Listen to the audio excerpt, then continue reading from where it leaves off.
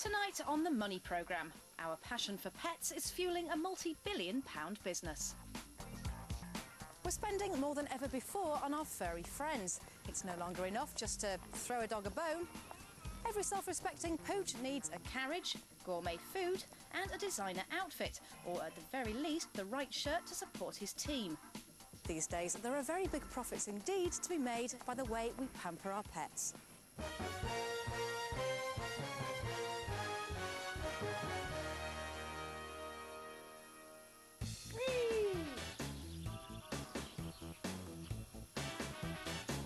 Lisa is a 42-year-old recruitment account manager from Dartford. She shares her home with a number of companions. I've got 7 animals. I've got Charlie, I've had him for 13 years. Then I've got Oscar, he's coming up for 4. We then go on to the new addition, which is Bellini, the Chihuahua, and 4 rabbits. Lovely, lovely, lovely. My pets have a fantastic life. They're loved, cherished, they've got good food, they've got a nice home, they're just pampered and loved and looked after like all animals should be. Her pet family have everything they could ever need. 3 different beds, plenty of toys, special furniture and even their own room. This room used to be, believe it or not, my dining room. Gradually, over the time, it's just all sort of become a dog room, really, I guess. No room for Oscar the cat here then. He's found a comfortable spot upstairs. All the pets have made inroads into Lisa's bedroom where they're really pampered, and it's here they get dressed up. This is Bellini's wardrobe, so most of her outfits are in there. She's got a little bit of glitz on there. This was one of our purchases from Harrods. That's a cashmere little doggy jumper. It's a wardrobe fit for a star, and it comes at quite a price. This little T-shirt was about £60. That was 50 odd pounds, a cashmere jumper. You pay a lot more than that for an adult one. The outfits on the bed now, probably approaching £1,000 maybe. 1,000 for the Yeah, dog? yeah. Do you think that's a lot? Well, you know, what is a lot? Some people think £1,000 is a lot, some people think £10,000 is a lot, so what else could I do with £1,000? A week's holiday, go on my own and forget it after a week. I get a lot of pleasure out of my animals, so I don't really think that's over the top, considering that these things are going to last her. So this is Bellini, looking cracking, in a nice little dress, ready for her walkies. Lisa's not alone in indulging her pets. On average, Britain's pet owners now spend 30% more than 6 years ago. As a result, the industry is booming. In total, it's worth a huge £3.8 billion. The leaders in the retail end of the market are Pets at Home. They're the UK's largest pet retail store with 176 branches all over the UK. Most of them are out-of-town superstores. Catriona Marshall is Director of Trading and Marketing. Well, the pet market in the last few years has really been booming. We've seen some big changes in it, and really it's all about how people think about their pets, and very much they're part of the family now, and all that means that they're spending more time with them and spending more money on them. Pets at Home sell anything and everything, from bags of food and litter to remote-controlled mice which entertain your cat, and specialised motorbikes for hamsters. Customers here like to splash their cash. How much money do you think you spend on them? A lot. I'm not prepared to say, but a lot. How much do you spend on your pet, do you think? No, I'm not excessive. My boyfriend tries to put a bit of a stop to that, but probably, you know, over 100 quid a month, I would say. The company have been around since 1991. They were one of the first to sell pet products on such a scale. Over the last few years, they've witnessed new kinds of pet owners. The different types of customer groups that we're really seeing emerging are young couples who are taking longer to settle down and have families, and they're putting off having children, and in the meantime, they're having pets which are like surrogate children. We've got the people who have retired, they're spending their money on their pets, and they're really finding a new lease of life with animals. Here you come. Carolyn Menteith has spent 13 years working as an animal behaviourist and trainer. She's witnessed a big shift in owners' attitudes to their pets.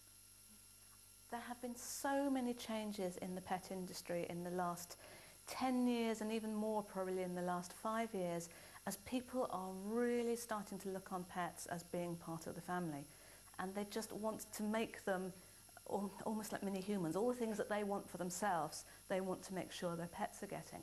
And this is driving the industry, and in return the industry is jumping on this in a big way, and they realise that there's a huge market here.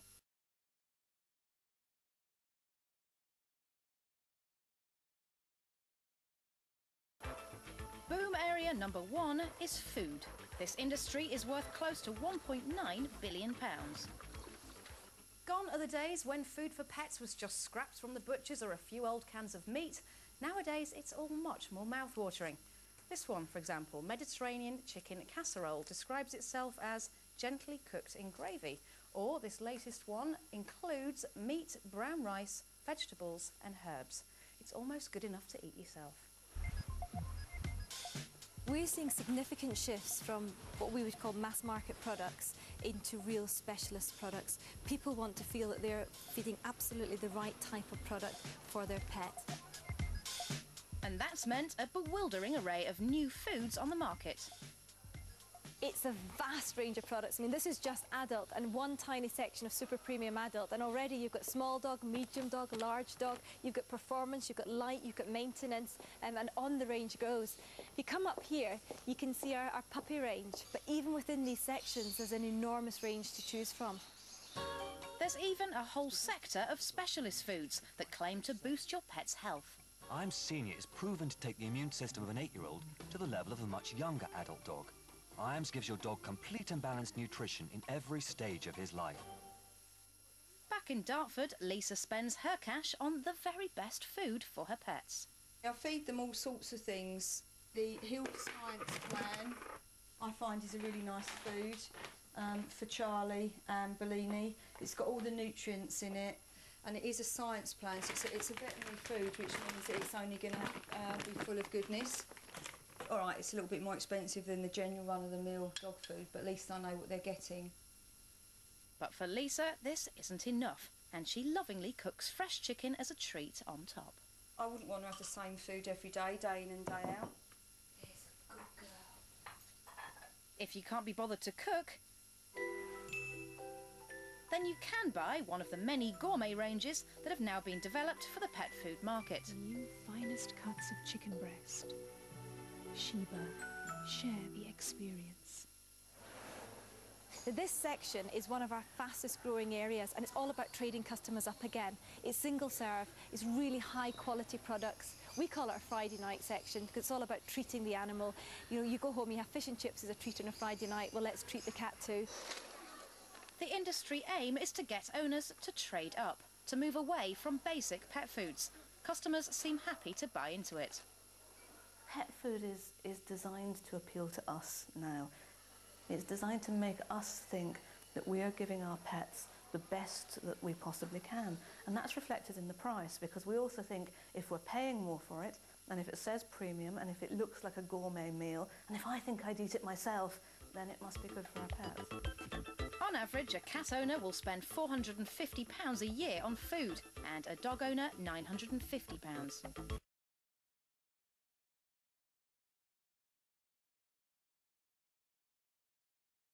The next boom area is healthcare. Veterinary costs are now around £1 billion. Now that we're investing more in our pets, both financially and emotionally, the last place we want them to end up is here, the pet cemetery. So instead we're spending a lot more on their health to make them live longer.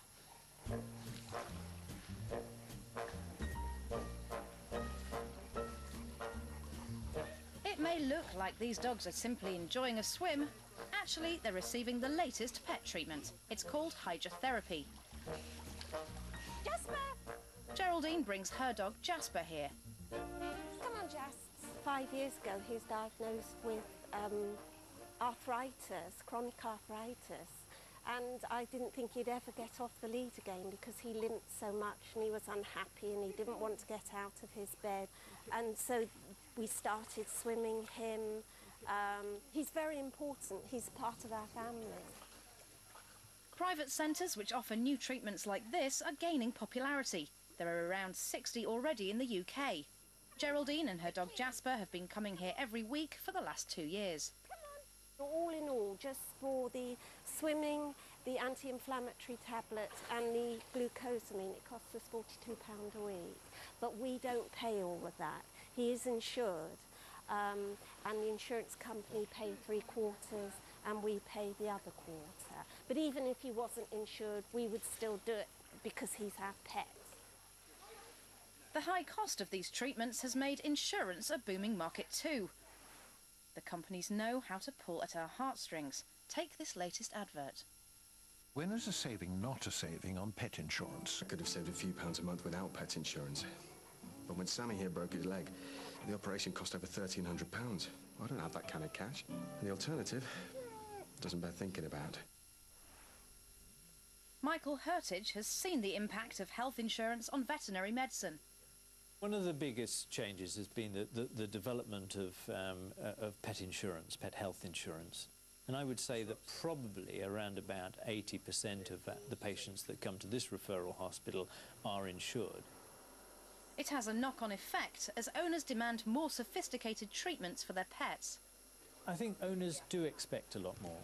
It's a combination of obviously having the money to be able to finance the health care of their pets, but also it's the desire that they want everything done for their animal. They want to feel that they've done everything for their animal that was humanly possible.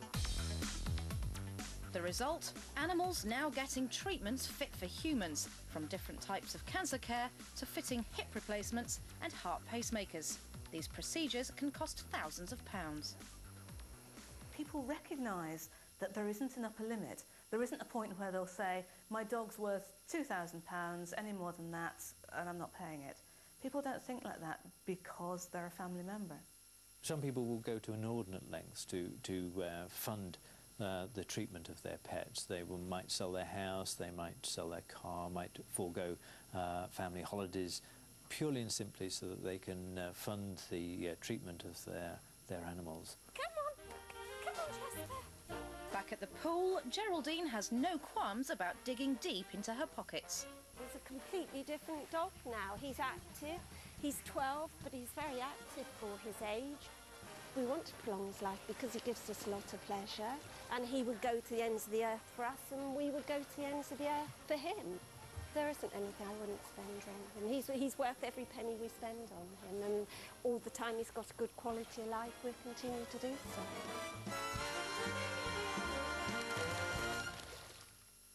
Just under a quarter of owners now have pet insurance, making this industry worth a cool £265 million a year.